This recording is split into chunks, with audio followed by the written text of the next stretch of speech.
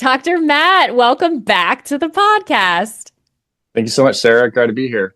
It's great to chat with you again. As we were talking kind of before hitting record, a lot of life has gone on for both of us since the last time that we spoke and had you on the show. And I just really appreciate that we get to benefit from your brain and your knowledge and your experience. So thank you again. Yeah, no, there's definitely been some kiddos in the mix here since the last time I talked to Few, a fair you. few. So let's just recap that for a second for fun. Since we last spoke, I've had a baby and you've had two or three? Two. Yeah, Two, okay. Two children. Yep. Beautiful. And so that makes you a dad, total to 8 kiddos, a pair of twins in there, and amongst that, a total of 6 home births. Yes. Amazing. So you are in great company. Automatically, there are some listeners like, oh, okay, this is my guy. I'm ready. Let's do this. Well, my wife did all the hard work. I'm not going to take any, I was just there supporting her. She did all the hard work. She is the champion for sure. We appreciate you. We appreciate that acknowledgement. That's awesome. In our first conversation back in 22, we talked a lot about iron and ferritin. And for me, what would later become very useful information as it relates to pregnancy, I mean, really preconception, pregnancy, and postpartum. So I'm going to put a link to that in the show notes because that conversation just had so much rich, robust information that I believe is important for everyone to know. And it's kind of like, for me as an example, it was very relevant and informative and then became very relevant and informative when I was in my pregnancy in 2022 and my ferritin levels were single digits. My midwife said she hadn't seen one lower than me. Wow. So I guess I get that superlative. I think it was 6. Okay. Yeah, that's down there. Yes. And it makes a lot of sense how I was feeling and what was happening. And again, with the information I was able to get from our conversation and the reference back to it, I re-listened to it while I was pregnant. And through taking blood vitality, it supported me in tripling my ferritin before going into the last few weeks of my pregnancy. Awesome. That's super cool. That is single digit ferritin freedom. I mean, that's what you got. Yeah, you're in the single digits and then you got out of it. That's awesome. Yes. So I'm so grateful to you, not only for the information, but in the time and the energy that you've taken to create blood vitality. So I'm going to include information to that and how people can find that.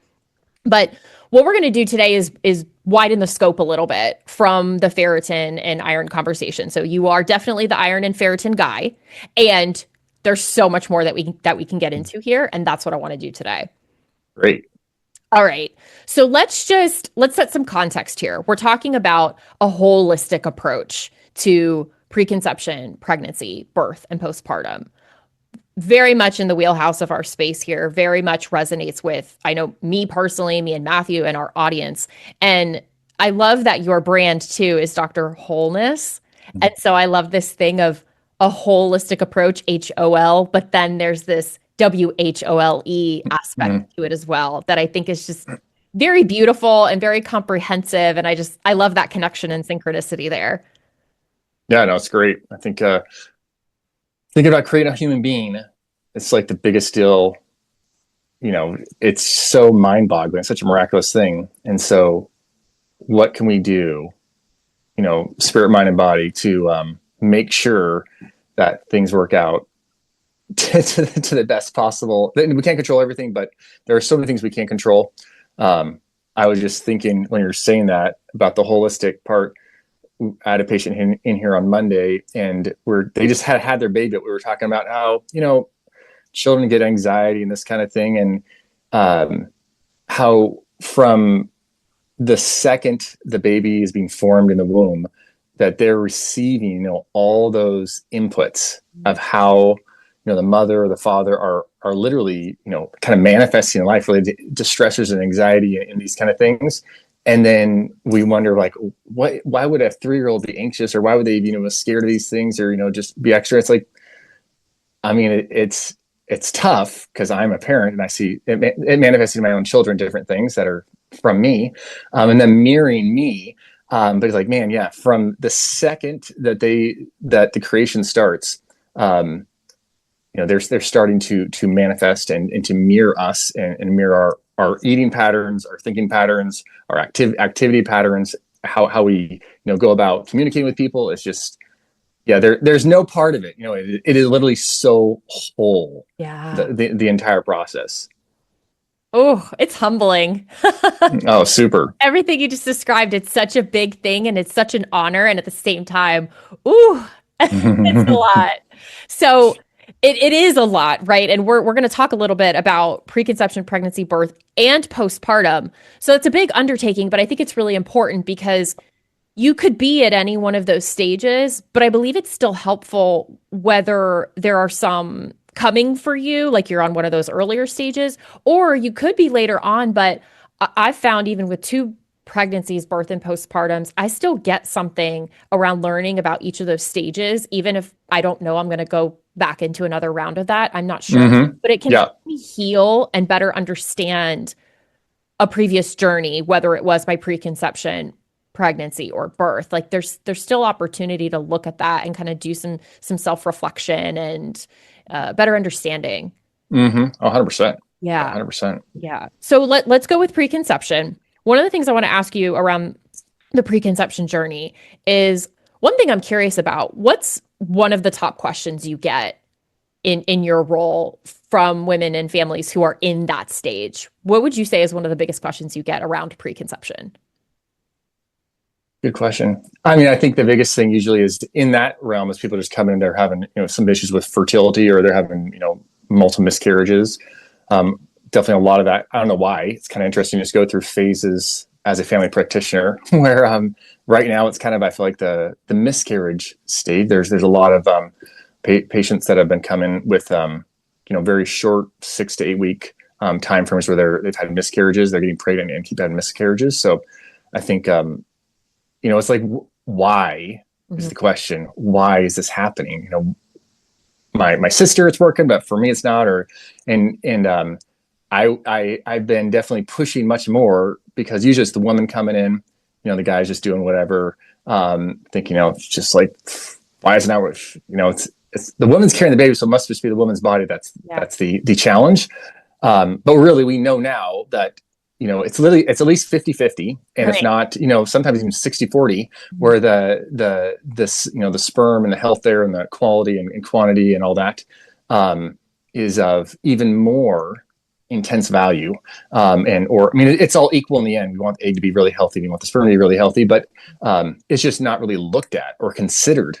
It's just, it's on the woman, because the woman's carrying the baby, so it must be just her body. That's all that matters. But I think that's one of the biggest, when you talk about preconception, is I've been trying to encourage and then just like make the guy come in, make the guy get the blood work done too, and let him know, hey, this is just as much like the stress you're feeling, the husband's feeling, or that is actually just as big a deal of whether or not you guys are going to get pregnant or maintain pregnancy and this kind of thing, as the woman and how she's feeling. And because that is usually, one of the biggest things is the stress response. I've heard it many times, many patients. It's like, can't get pregnant, go on some, 2-week vacation. Next thing you know, like pregnant the next month. It's like, what in the world's going on here? And they were probably like, eating all kinds of craziness before. They were just like so on it, eating just precisely, drinking just right. Everything was just prenatals every day. Then they skipped the prenatals for 2 weeks, and now they're pregnant. And so much of that is the body is just saying, hey, okay, all right, this is a big deal. We're going to create a baby, and now let's get everything lined up here. And the stress emotional component, which can be daunting, is probably the most challenging thing to control for most of us, because a lot of external forces are provoking that, but really is one of the biggest deals. And it's something I think is just continually overlooked when it comes to preconception care. Because once you're pregnant, you do have a lot of support. The hormones are kind of supporting you, and there's a lot of things like, we're pregnant, we feel this way. But leading up to that, that's the part where I feel like it's often just we're not looking at it, where it's being overlooked, and often just kind of masked and thrown to the side as it doesn't really matter. I just need to get folate, or I just need to get iron, or just need to have more choline on board to get pregnant. It's like, no, I think we want to look at the psychoemotional aspects and say, hey, how could I, tweak my schedule, tweak my sleep routine to help with my emotional state here? Yes. That's Sorry, that's great. a little off topic there, but I think that's one of the biggest things that's hindering so many in their progress. And every miscarriage, every month that goes by where the pregnancy isn't happening, just keeps going up, up, up, up, and we keep thinking it's my fault, my fault, my fault, my fault. It's like, no, I mean, everything being just, this was one of the craziest things when we were in school. They were talking about for obstetric and stuff was that if everything's literally perfect, ovulation, egg quality, sperm quality, everything just, intercourse is just at the right time, there's still only a 25% chance that you're actually going to get pregnant. It's like, isn't that mind boggling? And which is always shocking when people get pregnant randomly. I'm like, how is that even possible? How did that work out that way? But yeah, it's a miracle every time. It certainly is. I appreciate everything that you said there for the listener as well as for myself, because that why thing, I totally get why that would be it's why question mark.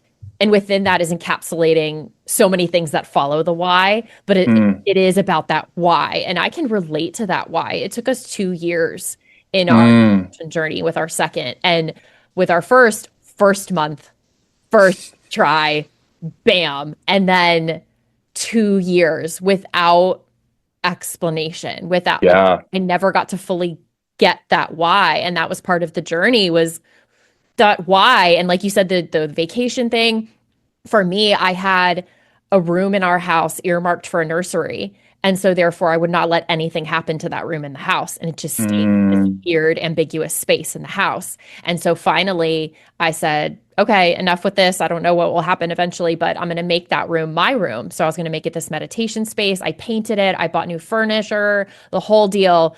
It was complete. The next month I got pregnant. Whoa, that's serious. And good, Right? that's a good one right So there. yes, and I also love what you're saying about this co-creative process to it, beyond the physicality of it, beyond the fact that there's a healthy sperm and a healthy egg. It's like the dance that we do with each other, with our partner in this case, we're so impacting each other and our energies and our choices and our habits and how we're interacting with one another, the time we're spending with one another. So all of that commingles to be a part of the process. Like you said, even if everything physically is aligned and dialed in and calibrated, there's Right. still this other element that we don't have control of. There's the what we know, and there's the what we don't know, we don't know. No, yes, that's so true. So true. Yeah. So within the midst of that, right, this big, hairy why, what is one of the top things that you recommend a mother or couple, let's go couple, to do even with that? Like there's so much we Sure. can't control, but what do you suggest? Well, yeah, I mean, I think, we can affect the quality of the egg, the quality of the sperm within basically, so egg about 60 days, sperm up to like 74 to 90 days, I think is the current. And I didn't Like, know that until I was like a 30-year-old woman. I didn't know gotcha. that.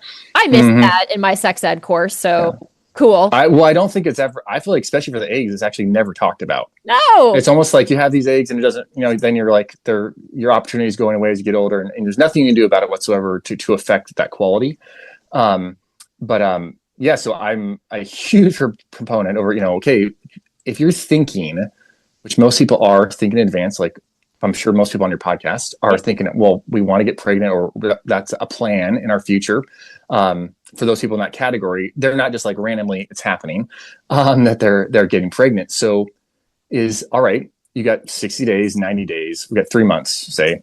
Let's what could we do to maximize the opportunity for this nugget, that's what we're going to create, to have the best life possible from the get-go, from what we can control. So that's like, all right, well, we know folate's a big deal. Let's make sure we're getting methylated folate in our system, and even our governmental entities are kind of promoting this now, and not folic acid. Let's get actual folinic acid or methylated folates. Huge deal. And even, I'll just throw something out there since it's a hot topic. Hot topics are always fun. There's a whole Tylenol thing going on out there. What's super interesting about the Tylenol and in pregnancy, kind of just, I'll jump back to the pre-pregnancy, but in pregnancy is that they would, it's recommended for women to take Tylenol, especially first trimester sometimes if they have really high spiking fevers, because spiking fevers above 102 have been shown to potentially like increase the risk of neural tube defects. So, I mean, this is real. I mean, when you start getting down to the nitty gritty, absolute risk, it's atrociously small, but there's still that risk. But for women who have adequate folate levels or have been supplementing with folate, that risk becomes almost, you can't even find it anymore. And so you don't need Tylenol anymore, and you can kind of just push that one aside. So, that's the benefit of folate beyond pre-pregnancy and into pregnancy there, beyond just the idea of neural tube defects. You take it, then you can just kind of forget the whole Tylenol situation altogether. But pre-pregnancy, yeah, I mean, your food inputs, eggs, if you can eat eggs, I think those are like the best pre-pregnancy food you could possibly put in your body. They're from all the B vitamins in them to the choline. And there's not a whole lot of foods we're going to get loads and loads of choline from, other than the egg yolk, and that is, along with the neural development, such a huge deal. And then, in advance saying, okay, I'm going to get pregnant. Maybe this is maybe more for the lady, but I'm going to get pregnant. When you get pregnant, there's a lot of things that are going to change, and you may have seen from either previous pregnancies or your friends getting pregnant, that there's more difficulty doing the things that were easy to do before. Like if you didn't have a workout program going before, a walking program going before, it's probably gonna be hard to get a walking program going when you're pregnant. Mm-hmm. If you're not having some kind of consistent preparation of meals or plan that way, it's gonna be work. I know from my wife being pregnant 7 different times, and she's very good at making meals, and we eat real food all the time, but it becomes more difficult. There's maybe more brain fogginess, or there's or just you just don't feel good. Like my wife gets super nauseous, throws up like crazy. It's just a complete miracle every time. I'm just like, you are just I know I can do this. That's why I'm a man, because I just can't do this. So setting up these patterns in advance, like something huge is about to go down, and so let's set up patterns in advance. Like, okay, I mean, might as well just get breakfast, lunch, or dinner. Let's get a pattern going. Or that's what we eat for breakfast, we eat for lunch, we eat for dinner. That way, and they're nutritionally sound meals. I would definitely promote eating meat, red meats especially, because those are loaded with fat soluble vitamins, which are a huge deal. Unless you want to eat like organs and stuff, but we're not a big organ eating family here. But those are such a big deal in making sure that in advance, because adequate iron levels in advance, adequate folate in advance, adequate choline in advance, adequate vitamin A. Mm-hmm. I mean, if you have those in advance, adequate in your body, then the likelihood of problems happening, the likelihood of getting in a space where you're deficient and you can't get it back up to an optimized level during pregnancy, super unlikely. And because sure, we can do stuff once the pregnancy happens. I'm all for it. Yeah, sure. Keep taking a prenatal, keep doing all the stuff, the walk and everything. But how you start, it's going to be like 10x your ability to have an amazing pregnancy, and for things to work out as you're hoping for them to work out, versus trying to put those things in motion. It's got through the first trimester. Now let's try to get some walking going, start eating real foods. It's like, well, the biggest parts of development have already happened. It's like you could eat junk food while you're breastfeeding, and your baby will probably do pretty great. But if you live off of, McDonald's and soda pop and smoke a cigarette during pregnancy or pre-pregnancy, well, that is like the smallest level, at the deepest level. That is the information that child, was built out of, the DNA, right, the genetics. Right. So it's, I think oftentimes, which is our way in society for the most part, is we kind of like, all right, bam, okay, what's the next thing? And, quick convenience. Yeah. And so if we can possibly say, all right, can we look 3 months in advance and then go for it? We would just make our personal life so much easier as parents, and the pregnancy process for the women so much easier. And then the development of the child, the likelihood of asthma and eczema and autism, and all these things would just be so greatly decreased if we could kind of just think that a little bit in advance there. That's great. What I pulled from that is when you make the choice to become pregnant, and whether that's years in advance, eventually I'd like to do that, or Yeah. get pregnant this year, it's a lifestyle shift. It's a Mm-hmm. mindset and lifestyle shift for sustainability and for longer term, not just to get pregnant, right? And I think that is along the lines of what you're describing. A lot of how cultural narrative and how we do life right now is very reactive, Mm-hmm. proactive. And so proactive says you set the tone not just to get pregnant, but to be pregnant and beyond. That's good. Yeah. Yeah, you're putting in good words, right? It's a good job. Got it. Yeah. Okay, cool. Let's move on then to pregnancy. So, one thing I want to know from you and pick your brain on is what do you wish more moms knew or did in pregnancy? Sure. From the patterns you see, what shows up in your office, what do you wish they Yeah. Yeah. I mean, I think I mentioned this before we started press record here, but I just think the idea of so how we think about things, it just changes everything we do. I mean, that just really puts our actions, our actions tend to come in line with how we're thinking about life. And so if we're thinking that pregnancy is a natural process, it's happened literally hundreds of billions of times through the course of history. And people, babies are, being created right now, probably, a couple thousand of them while we're talking. This is so natural, and we're so capable. Us humans, women are so capable of doing this. This isn't something that we need to think, oh my goodness, because I do think, especially sometimes for the first pregnancy, which I mean, get all the help you want. I think the more awesome voices around you, the better. But I'm pregnant. Okay, I can't lift anything anymore. This is usually like first 3 to 6, 12 weeks. Can't pick. Okay, I can't lift anything anymore. I got to like watch everywhere I go. I got to get, my OB appointment, man, you guys have any more earlier appointments? I got to get in earlier, wanting me like, I need referrals all over the places. Like we don't get an ultrasound at 8 weeks. I mean, or all these things that we're capable of doing in the industrialized world.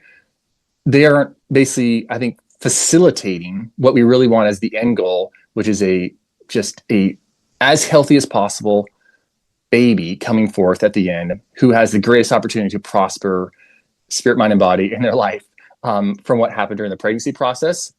So I think, just saying, okay, I'm pregnant. This is completely normal. And what can I do now to, optimize this process rather than thinking I'm pregnant. Oh my goodness. I need to get all these people everywhere to, come on board, all these doctors. I got to figure out, right now, I got to figure out where I'm going to have that baby at. It's like, no, it's okay. There's a lot of stuff that's going to transpire over the next, months and months and months and months. And you have time, to figure all that out. I think because a birthing plan is a fantastic thing to have, plan in advance, but it's okay that you don't know literally every single thing that's going to happen, at week 39, 40, 41, 42. Mm-hmm.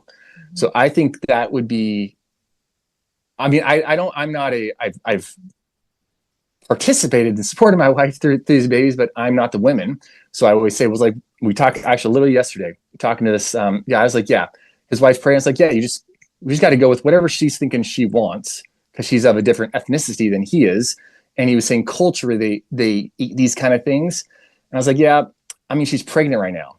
So it's on the side of whole foods. So I would just go with it and support her because you don't have to deal with all these hormone changes and the nausea and all the stuff. So I would think, which they may not be, if you want more, you can let me know what you want, Sarah. But as real granular, but I just feel like the mindset, the idea of this being a completely natural process, and it's because it's so difficult to keep that mindset that it is a natural process because everything shows us, everywhere we look, it's like there's these huge hospital wards, where people having babies, and we had our first child in the hospital, and it was a night and day difference compared to even having twins at home, as far as the the lightness of it, and the amount of things strapped everywhere, and the amount of movement that can be done. It was just night and day. And I will say all the other pregnancies were much less intense, even though we were having them at home, because, and maybe there's a little more responsibility on us, because we could basically do, or my wife could do, what she felt like she needed to do during those moments. I love that. What I get from that as it relates to how do I approach pregnancy, or going back to the question of what do you wish moms knew more, I'm taking, we overthink pregnancy too much in general. And already out there, there's so much vying for our attention, whether it's content or people or entities. There's so much of that already. And then I feel like when you become pregnant, that kind of ramps up a little bit, or it can become louder if you let it. And for sure. How to quiet the noise and how to find your semblance, your unique strike of balance in that, and to not do information overload, and be more present and have that mindset and affirmation and trust in yourself that it is a natural process. Like, you've got this, even if you haven't done it before. And if we just adopted more of that, then the minutia doesn't have to be such a big deal. Definitely. Okay. I will say on that too is it's I mean, like, my wife does a lot. She did a lot. The first couple of babies, make sure she knows what's going on and how things are supposed to work. Because I do think there's also the other side too, where we're like, oh, it's just come to the doctor. The doctor just takes care of everything. I'm just gonna go to the hospital. Don't whatever you say, just that's what I'll do. And I think, well, this is your body, so you want to, like, you're going to stay here, live in your body indefinitely, and then this child is going to be your responsibility. And so you want to make sure there's the greatest opportunity for prosperity there. And so becoming really knowledgeable about what's about to go down here will then empower, especially, I feel like, the women who are carrying the baby, to say, all right, I understand how this is natural. It's supernatural, but it is natural. And my body I do actually have all the capabilities, and these are, breathing patterns, or these are pressure points that that my husband can push on, or these kind of things, to help me during, I think most just kind of get to, like, oh my goodness, the baby's about to happen here. Yeah. That really gets really intense. And, me going on my mom had gestational diabetes or something. It's like, okay, well, I don't want that to happen to me. So me getting a regular walk-in, doing what I can do when I do feel this particular way, just doing what I can do consistently until maybe I feel a little bit better as the trimesters go on. And then doing what I can do when it comes to, food routines. Like, I can't eat eggs now. The smell of eggs is just disgusting. I can't do it anymore. Like, my wife literally could not. She literally has the same routine over and over and over again with these eggs and avocados in the morning for years, but, like, she cannot cook an egg. And so when she's pregnant, she cannot smell it. So it's like, well, then I'm going to be cooking her eggs every single morning to keep it, because she can eat it, but she cannot cook it, that smell.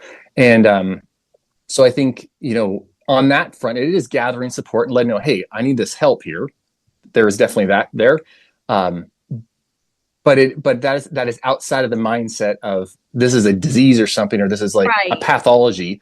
That's just saying, no, I want to get the very most out of this situation that I possibly can, and make sure that things work out that are under my control to the best advantage. Yes. So the people around me, the education that I choose to dive into, the resources, yes, I want knowledge, I want information, but does it align with me believing that pregnancy is natural and I've got exactly in that? Exactly. Or is it questioning? Is it promoting fear? Is it having me doubt?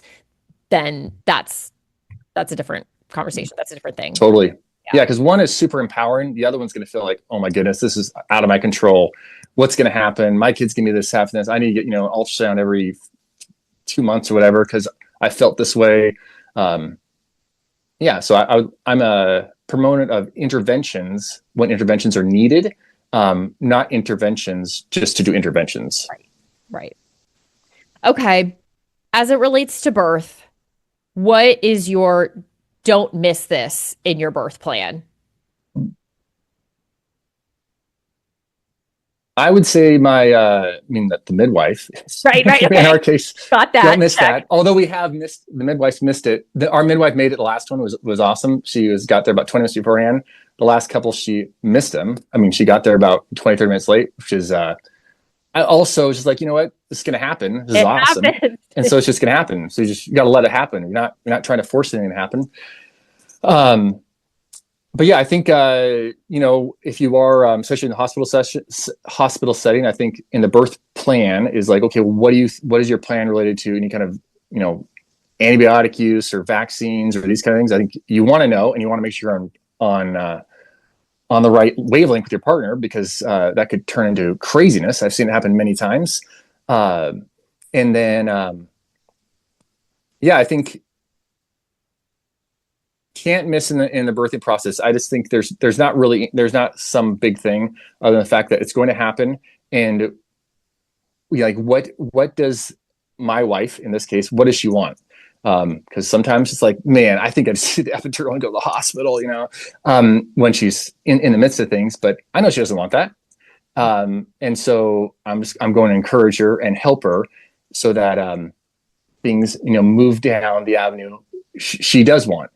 But I wouldn't say there's one thing other than just once again that mindset, knowing what you're going to do. Like my wife has specific kind of breathing patterns she goes through.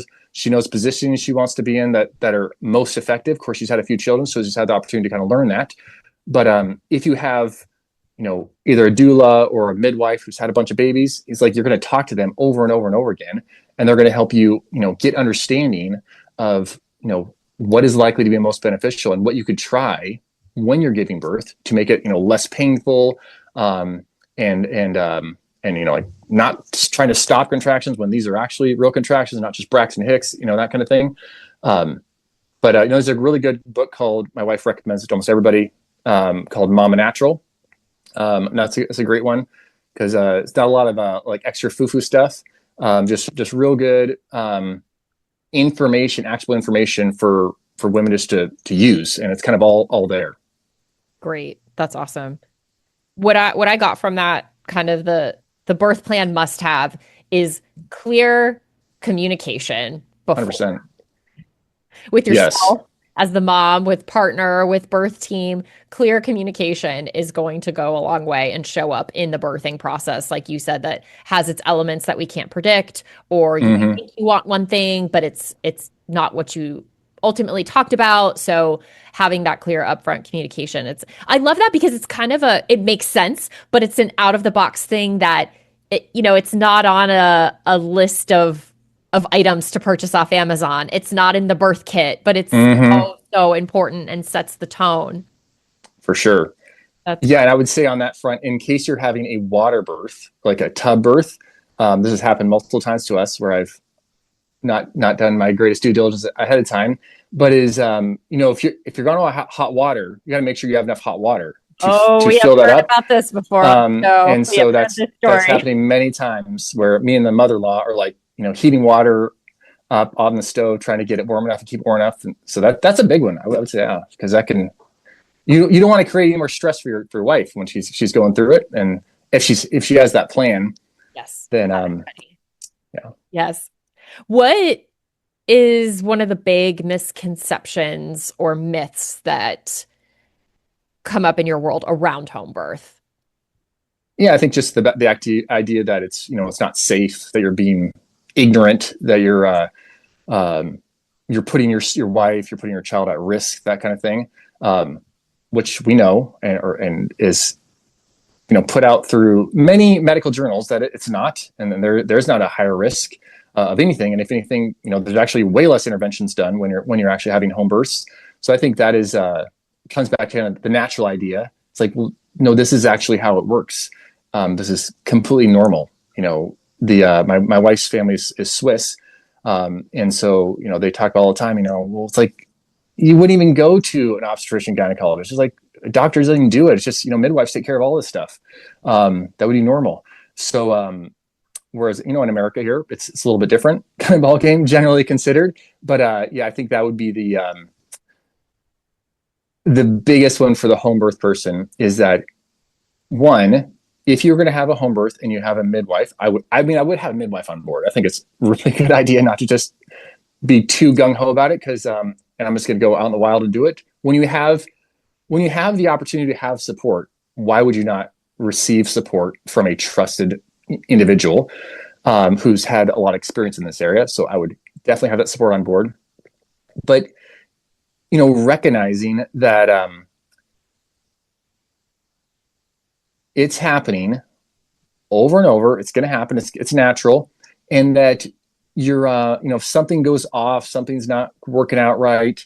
I've had no shortage of friends who've been taken to the hospital, and they haven't had a C-section, or the midwife just wasn't comfortable with what they were seeing, and so they took, and everything just worked out just fine. I've had, and then there's been ones that have been emergencies. I've had friends, their baby came out, they weren't breathing, and midwife did a little bit of CPR, and they were fine.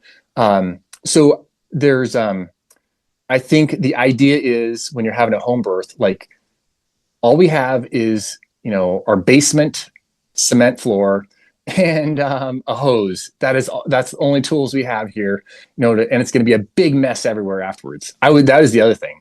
I was literally shocked the first time we had a home birth, and it's like our house, our living room where we had, it's like cleaner than it was before we started. It's like, there's no mess here. Yeah. Whether it was in the tub or out of the tub, it's like, the last one we had up in our bedroom, and it's like, the support team, midwife, they'll let you know what you need to do, set things up so that it isn't, this mess. And, but yeah, there's, they got IVs. It's like, and midwives know it. That's one of the things that I've been shocked when we've had. My wife definitely has she's a naturopathic doctor as well, but she has definitely good understanding. Her hands are very good at feeling things and knowing things. But she'll be like, "Hey, they didn't all, we did ultrasound." I'm like, I really don't think that's right how they're saying the baby is. I feel like it's like, like this, and then the midwife is like palpating and stuff. It's like, yeah, that's actually, yeah, the baby's just like right there. They're turned right, everything's great, and everything works out just fine. So I think, yeah, we often give technology way too much authority when, personal experience, especially with midwives. They are just amazing. They can do so much more than we give them credit for. And once you've had one, they'll be like, wow, man, geez, I'm so glad they're on my team. I know. Yes. They're so amazing. But let's talk postpartum for a moment. Please. What are some of the common health-related blind spots that you see come up in the postpartum period? Yeah, so maybe for the mom, it's probably the kind of the I'm fine first 2 weeks, and then all of a sudden here, some of the depressive kind of stuff starts showing up, or the women, I get after it, and so I normally, maybe they're a little more type A personality, they just get things done, and then like I just got to get everything done. I laid down for 3 days and now I'm ready to go, and so not taking the time to rest, because you taking the time to rest is what's going to permit you to then have all your inners stay in there for decades to come, versus having to deal with all these prolapses and all that kind of stuff. It may not happen right now, but the thing is, as you age, all those ligaments are going to lose some of their tone, and you might have been able to go, unfortunately, which we have friends that are big time runners, and like they have babies, and like next thing we know, we see them running down the road. It's been like 10 days since they had a baby. Like, what are you doing? Because if you can just wait, have a little bit of patience with it, then your body is going to recover so much better. Not only acutely you should get some benefit, but it's like down the road, thinking a little bit more long term, you're going to have to deal with so much less pelvic, whether it's pelvic congestion or, different pelvic floor syndromes, or, uterine prolapses, bladder prolapses, rectal prolapses, all that kind of stuff. Because the amount of, pressure, especially when you've had a vaginal birth, is just insane that is coming through there. And then I would mention on the, the baby's front, one thing to consider, this is kind of the whole iron thing, tying it back in, iron and I would even say vitamin A, is in order to max, because it's not really going to change much. One thing we've seen is it's not really going to change much. The levels, say specifically of iron in a baby, even with breastfeeding, is not going to change much for the first 4 to 6 months afterwards. Compared to what it was, if you were adequate iron levels during that third trimester, especially looking at your iron stores, if you have adequate levels there, that's going to basically take the baby through for about 4 to 6 months. And so if the iron levels are adequate, then they get a fever, that kind of thing. The risk of them having febrile seizures goes down drastically. Or same with vitamin A. If vitamin A levels are adequate in the mother, then the likelihood of that child, say they get a cold or they get RSV, the likelihood of them being the child that ends up with pneumonia and they're hospitalized, as a 4-month-old, 6-month-old, is going to be down drastically if they have adequate vitamin A levels. So I think that's kind of like, you got to think about it a little beforehand, before the pregnancy happens, the birth happens, but it's going to pay huge dividends, once the child is out of the womb and you're like, we want to maintain, we don't want to, one of my daughters, one of twins, did have a febrile seizure, and it's like, I'm a doctor, but still, when it's your own child, it feels just like there's nothing you can control. It feels so terrible. Febrile seizures are generally fine. I mean, there's no real, no negative impact on it. But if iron levels are adequate, it's much, much less likely to happen. And just the kind of the local trauma of that, you don't have to endure. So I think that is, the depression kind of thing too for women, just having that support system, it doesn't end, boom, boom. We have like 15 people to come to our house, got the meal train coming through for like, the first 2 weeks, everything's taken care of. And all of a sudden it just stops. Yeah. And now like maybe your husband's back to work because he doesn't work for Microsoft or something. He doesn't, get 3 months off or 6 months off or, now it's just, the mom and the baby and maybe you have like a couple other kids to take care of. And that can be, I see it over and over, super isolating. Yes. And, really is the difference for the ladies I've had who've had really intensive postpartum depression with a child, and then they come in, we kind of get it figured out, and then the next they're having another. The game changer is literally having that support person. Like, okay, let's set it. Who's going to be here? And like at least a few hours a day, right, to give them just the knowledge that you're doing great work, and what do you need? Let's, I'll take care of it. I'll make a couple meals, or and beyond that first, couple week time frame where, everybody's energy is there. Everybody's showing up for you. Yeah. When the oxytocin bubble kind of pop. Exactly. What's happening? Yeah. Mm-hmm. Wow. Yes. Okay. There was so much awesomeness there. One of the things that I extracted, and tell me if this resonates, kind of how we were describing when you're in preconception, it's like changing your lifestyle and your mindset to go into pregnancy and beyond. Now you're pregnant, and it's like, we're not just preparing for a birth. Of course, the birth is a big event. Yes. And then there's everything after that, mm-hmm, a few hours. And then that, for me, it was like a new discipline to undertake of healing and resting and recovery in my second postpartum experience. And like you said it, I had another kid running around, all the things, and I prolonged my healing process by doing some of the things that I did. And I think had I started earlier in the pregnancy, whether it was shutting things down or removing responsibilities or just whatever it was, to start that groundwork so that it wasn't as challenging to get into that mode, because it was challenging to get into that mode. And so what you were describing of like the patience, and I just found it's, in my mind, it was easier to go start doing laundry and clean the kitchen than to sit down and do nothing. Sitting down and do nothing felt like the hardest thing to do. Yeah, no, for sure. I think especially with just social media and a lot of that kind of stuff available to us, you can see the world going on, yeah. And then a woman's at home, taking care of the baby, breastfeeding, 12 times a day, 20 times a day, and it's like, man, am I actually getting accomplished here? When if we can have voices around, saying like, no, literally, this is the most valuable thing. Mm-hmm. You are creating, the greatest opportunity for this child long term. And, it's actually going to be massively beneficial for you. Yes. Yes. Even for the, long term, people like want to get back to their pre-birth weight, for ladies and that kind of stuff, or want to get my body back. It's like, well, if you rest initially, let the hormones, get trickled out, let the body get that stress response off the system. It's like the likelihood of things working out better, and like the expectation of what you want to happen actually coming to fruition is so much greater. Yes.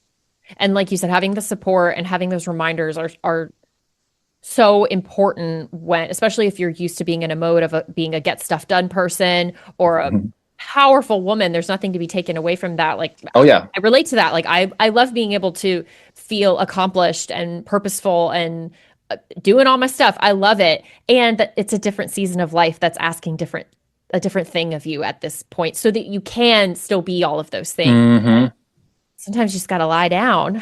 well, yeah, and I think there's something to be said about, which I feel like there's a little more of this coming out as far as a cultural vibe, is that being a mother is actually, there's literally no higher calling than bringing a child in the world and nurturing this human being and giving them 100%, whether it's breastfeeding and doing everything you can to be able to breastfeed for a time frame, or it's just general training of them and hugging them and holding them, all these things. But like that the there's nothing wrong. I mean, like I said, my wife is a doctorate and all that. And she doesn't practice right now, but she was practicing a little bit with some of the babies. But and there's nothing. Everybody has their different situations, but the regard for a mothering is you can't create a higher status than that, in my opinion. And I think when that is put way up here, all the other stuff starts falling into place, and the family as a whole, just functions so much better as just a dynamic unit. I completely agree. I completely agree. I'm so grateful for conversations like this too that can contribute to that, to the honoring of that, and that it's like everyone wins when that happens. Oh yeah, No one gets skipped, and we're not talking about supporting this and negating that. It's yeah, just a reshuffling of the priorities and the value. exactly. Yeah. Oh, that's so awesome. Dr. Matt, I appreciate you so much. All the things that you've brought here, all the layers we've peeled back, and all these stages of the process of becoming a parent and becoming a mother. I want to make sure I direct people to where they can learn more about you and find you. You have an amazing podcast, Accumulate Health.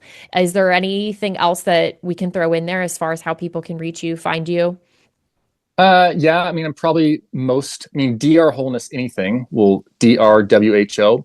Wholeness will kind of direct you anything we do. The bloodvitality.com. I've been becoming more faithful on my Substack writings, which are a little bit longer, Love it. just detailing because I'm not nearly as active on social media. But yeah, so anywhere Dr. Wholeness is, we'll be there to support. What I'm looking at right now, and I think this will resonate with listeners, is a holistic preconception checklist. Mm-hmm. And there was a there is optimalpregnancy.com, which we've yeah, been developing with my wife, just trying to get what really matters. That's kind of one of our mantras when it comes to a lot of stuff, is like, what really matters. There's so much information out there, but what really matters. And so that's a lot what that will be looking into. I love that. And as we mentioned earlier, there's a lot of stuff out there. There's a lot of noise. There's a lot of things to sift through. So the fact that you're taking intentional time and energy to put it together the way that you are, I really appreciate that. I'm sure others do as well. So thank you Thanks, Sarah.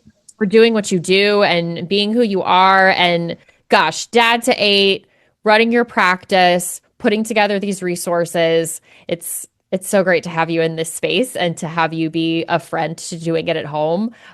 You're awesome. Yeah, thanks a lot. Jeez, thanks for having me on, Sarah. It's fun.